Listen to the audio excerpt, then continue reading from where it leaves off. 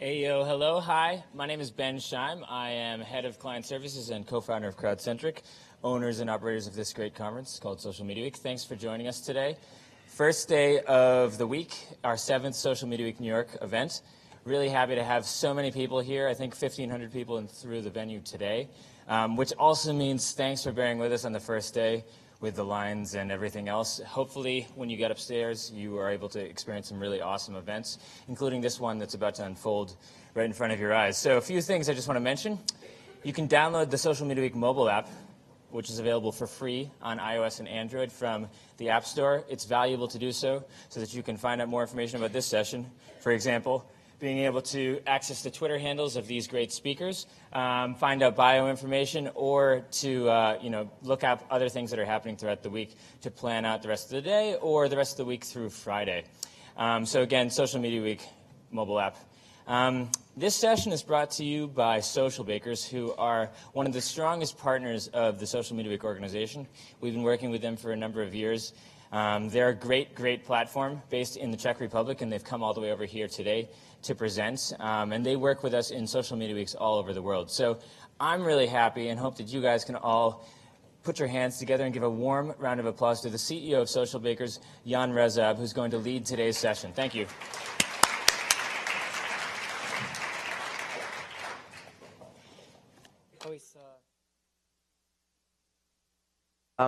Okay. It's always great when somebody introduces you that you're from Prague, Czech Republic. It's some people, when a couple of years ago when you came to some parts of the U.S., it was like, I'm from Prague. Like, where's that, in Germany or Texas or?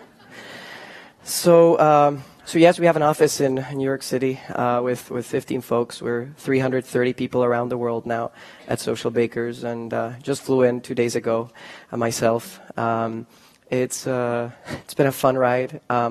On the morning, on Sunday, I got a notification, your flight's been canceled.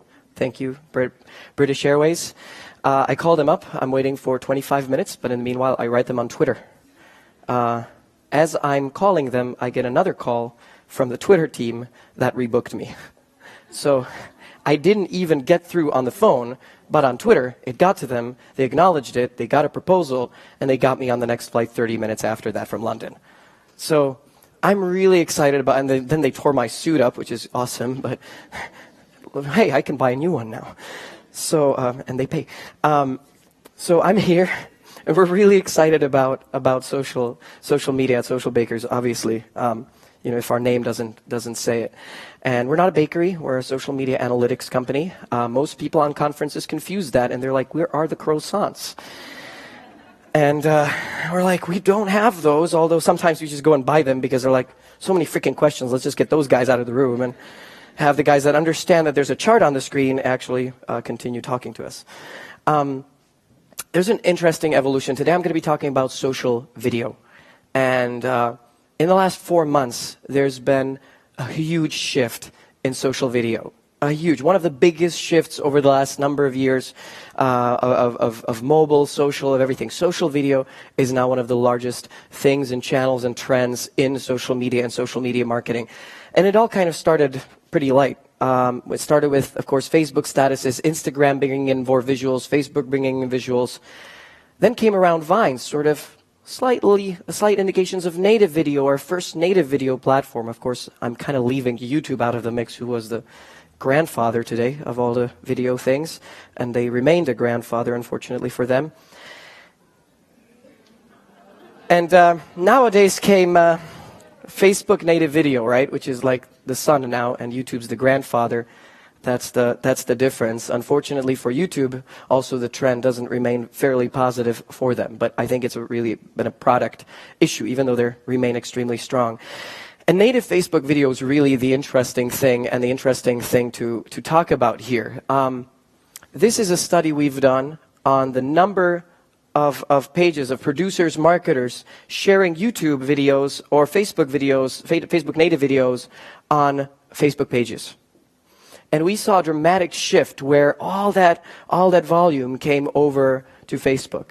But the biggest problem is the big producers were the ones that shifted to Facebook. And that's a huge problem for YouTube and a huge opportunity for Facebook to just basically keep the traffic. And that's, of course, great. Yet, still, videos only 5% of all the posts on Facebook pages, but it remains a hugely engaging format. And today, video is the most reached format in the newsfeed, which would mean and indicate that really people like it in the newsfeed a lot. It's a very engaging format, and Facebook, naturally promotes video. It has a higher form and time of engagement. So I'm going to have a lot more stats, and some stats later in this presentation we didn't even publish yet. So definitely stay alert for some of those things. Write down those facts. Some of them are really important for your jobs and creating that content. But YouTube, of course, is still huge. I mean, if we look at brands like GoPro, Red Bull, PlayStation, 10 million subscribers. We look at community things like PewDiePie or crazy phenomenons like that. Just these brands have 2 billion combined video views, right? And the top 10 YouTube profiles had 7 billion views in 2014 alone. That's still huge. But as we're shifting towards kind of a social video discovery point, it's interesting. In fact, when Google published their 2014 summary year in search video, many of my friends shared it on Facebook, and many of my friends also commented, wow, that's interesting for YouTube and Google to publish this, but I discovered most of this content on Facebook and Twitter. I discovered a small portion of it while searching on Google. And this is a very fundamental shift where discovery is moving from places like Google and YouTube onto places like Facebook and Twitter and Instagram. And this is a huge problem for Google down the road. Hope nobody here's from Google. I love them, of course. Still have my email there, Don't turn it off, please. So, and major brands are doing the same thing. We see GoPro, at the beginning of last year, they would be publishing predominantly YouTube videos, and then kind of radical shifts came Q3, Q4, 2014, and they shifted towards Facebook. Same thing MTV, but we're talking about thousands of brands, content creators, pages, tens of thousands switching to native. And we think that there were two major drivers of this. We think it was the World Cup around here, and it was the Ice Bucket Challenge around here. And this really, when your mom shares an Ice Bucket Challenge video with, obviously, vertical video syndrome, right? Kind of, look it up, great video, vertical video syndrome. Share, tweet it. Totally off track. Anyway, back to brands. So those brands have shifted heavily towards Facebook because a number of those things. And the biggest problem is the big ones did that. So when we look at the share at the first chart I showed you, that was the number of videos. These are the number of interactions, which means YouTube went from being a good half or third and half slightly before of the ecosystem to 10% of the ecosystem in a year. Right? Basically, they're getting shoved off of the platform because it's just easier to watch embedded videos. And it's not Facebook here to blame. It's the content creators that's, quickly saw, brands, marketers, media companies that quickly saw publishing a Facebook video is just more natural. Users get an autoplay. And of course, autoplay has a lot to do with it. The fact that Facebook launched autoplay increased the adoption several times in the news feed, on mobile. And this has been a huge driver for video. And of course, we compare things like Super Bowl and the amount of videos and the amount of interactions, and we compare year-on-year stats. Where most of the videos in 2014 would have been on YouTube, on terms of type of distribution, most of the sponsors in 2015 published a number of videos on Facebook. They published the teasers on Facebook. They published more follow-on videos on Facebook. And this shows a huge shift. And in terms of Facebook, it's 83% as opposed to 12% year on year. This is completely fair, year on year. But the interesting part is as per number of interactions. So 30% in 2014, 98% in 2015. So 98% of all the engagement, likes, comments, and shares happened on Facebook. And this is huge, obviously. So whenever brand marketers are thinking about this, they should, this does not mean stop doing YouTube. just to be clear. That means publish YouTube on YouTube and Facebook on Facebook. I wouldn't like to recommend something that I don't believe. And I still believe you need to publish natively in each platform. And this gets me to an interesting shift on Twitter. And this is a stat we haven't yet published, which is Twitter has launched its native platform like a few weeks ago, basically. They've been piloting it for months. They've been rolling it out now kind of worldwide in the past few weeks. But already 7% of all videos on Twitter are Twitter, and 9% are on, from Vine. And this is, again, this is the number of posts. So if a page posts 100 posts, 30 of them are Vines, 30%. Those are the number. From an interactions, engagement point of view, it's shifted very quickly. Already a majority of interactions are for native Twitter videos on Twitter. And again, this is not good news for other platforms. This is naturally good news for Vine because they embed nicely into Twitter. Good news for Twitter, and it's good for Twitter. Twitter needs new multimedia formats. Twitter has been focusing on having much more photos in the feed. That's perfect, and it's a good experience, and as well as adding video whilst maintaining their kind of Twitter integrity on things they do, which makes perfect sense. Ad spend was another shift where while ad spend practically didn't exist for video in early 2014, it really quickly shifted to be 5% of revenue. We're comparing this to everything: app install ads, video views, post engagement, boosting of everything, and it's quickly growing. And this has been an interesting watch.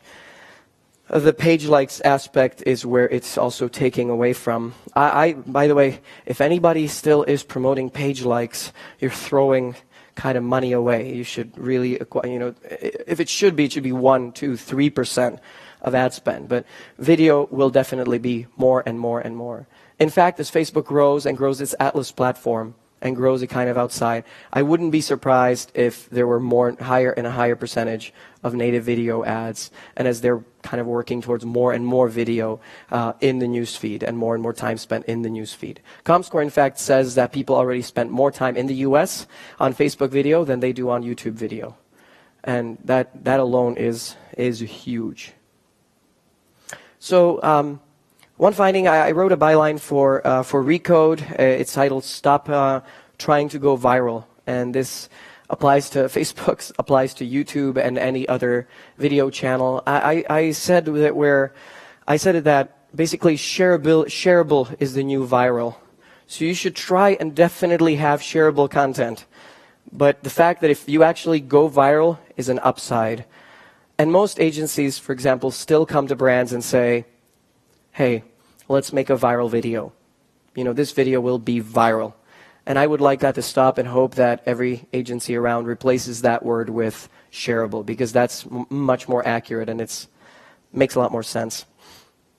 And to prove that, we've looked at a number of things, Puppy Love, Galaxy Note, some of the Super Bowl content. And we noticed how many days it stays after their quote virality, right? And virality doesn't last. It's shareability nowadays. People like to share it, and the lifetime of every single piece of content, from photos to videos, keeps growing smaller and shorter and shorter and shorter. In the newsfeed, people read most of the posts in a small number of seconds. And that's when you reach them, right? But maybe they saw it for 2 seconds, maybe they saw it for 5 seconds. If you think they saw it for more, that's not the case. And this is why videos are so important, because you can get that time spent. Probably the most interesting thing we've done in a while is, so we've built this video tool that analyzes retention of video on both Facebook and YouTube. We have it in alpha. We have it in testing on our stand just outside the main door. Come and take a look. If you come, we'll test it even on your data if you want. And again, it's an alpha. Not even none of our, like 5 of our clients have access to that. And basically it reads Facebook and YouTube videos and tells you the retention, meaning when do people drop off from a Facebook or YouTube video? Do Facebook videos have lesser of a view after half a minute or half of the video, or do they have more? And while testing it with some of our clients, we saw that YouTube's more valuable in some places. Facebook is equally valuable in other places, but generally so far the stats say a YouTube view is still worth more than a Facebook view. And it's because of sound and it's because of autoplay. So you shouldn't compare views. This is one of my biggest advice from today also. While doing and building these strategies, do not compare views. One view on Facebook might not be worth a view on YouTube, might not be worth a view on Vine, might definitely not be worth a loop on Vine. So monitor that, understand that, and apply that in your strategies, because you need to know what is the 3-second view, 10-second view, 30-second view, and a 95% view. That's what's relevant. And it's, of course, relevant to the content and relevant to the channel. So we're working on a video analytics tool that'll help you do that. You can test it on our stand come later. But this chart clearly shows us that the virality is super short form, even for a content like video. And video is not cheap to produce, right? But so we've seen hybrids, like kind of photo videos, where this was an animation from some of the brands where they put in a photo and make it a little animated. Kind of like flashy type of animation, but saved as a video. Now that's a very interesting hybrid, and I would encourage brands to look more into those hybrids, because as you have by default, you don't have the sound. It allows for some creative forms, and I haven't yet seen the creative forms, although they are possible at this moment. So definitely encouraged to do that. And you can still use it as a picture when the person has autoplay turned off. It's still seen as a picture. There's just that play button around it. And we've seen many creative artists work around some of those play symbols and native platform symbols. Look at Zach King. He's doing great things on Vine and Instagram with kind of like, he did the Valentine, he did the double like. Basically, he said 3, 2, 1, and now like this video. And then he took the heart that you basically liked and wrapped up a chocolate from that. Extremely creative forms of using video and using artists and a new generation of artists to do fun things. Do you hear that music? It's lovely. So I'm like, am I going crazy here? Or is this jet lag kicking in? Damn. No, I'm good. So, high quality videos are still much harder to produce than a picture, obviously. So this is going to be a huge challenge for brands and agencies from a cost perspective and a volume perspective. And we're going to have a great panel with some amazing speakers later that are going to talk to us about some of those challenges. Here's one of the screenshots of the tool I mentioned. So basically, you see that from a 25% snapshot, you have a certain retention of the video view time. If you're not using that as marketers while presenting reports to clients, reports to your management, then you're not looking at the full picture. You're looking at a very tiny snapshot, which is a view, and a view is not enough. To pair those data sets together was a mathematical trickiness. We worked on it for a couple of weeks just on the algorithm that pairs it, because both data sets are stored differently, and this is what's interesting about it. There's one more thing to kind of clean up in this, and this is what we're working on before we release it. Facebook's retention ends at 95%, whereas YouTube's goes to 100, which you see always a little blurb at the very ending, because people turn off videos in the last few seconds. Because they're like, outro, maybe there's subtitles, maybe there's like thanks to, and people just turn it off instantly. And Facebook counts a 95% view for the full view, and YouTube counts 100%. So we're correcting that as well and making sure you're watching the correct and comparing the same numbers, which again is not like exporting both channels into Excel and just merging that together. Not possible anymore. You have to have some data at work, and the tool does it for 1,000 videos kind of instantly. So come to our stand, check it out.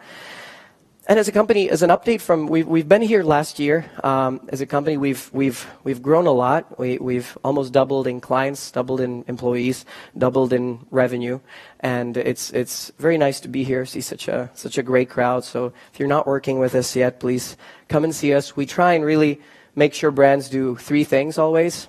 One is we're an analytics company. We're not really a listening company. We look at your profiles, on Facebook, Twitter, Instagram, YouTube. We then compare with the industry to see what the industry is doing in real time. For example, we bought EdgeRank Checker, which was a Facebook Insights deep mining tool, which has many real-time functionalities, deep understanding and indexing of negative feedback on Facebook for better organic and paid reach, to better kind of leverage that ecosystem.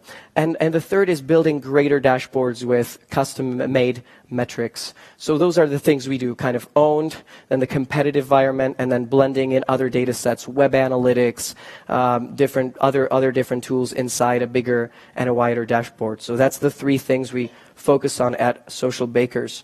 We're just rolling out our new analytics. Definitely, we're demoing it also at the stand down.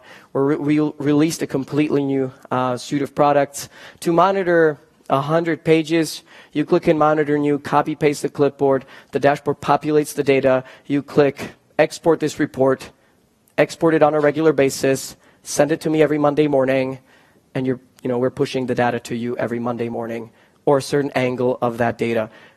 We're here to make marketers' jobs easier. And this is our mission as a company.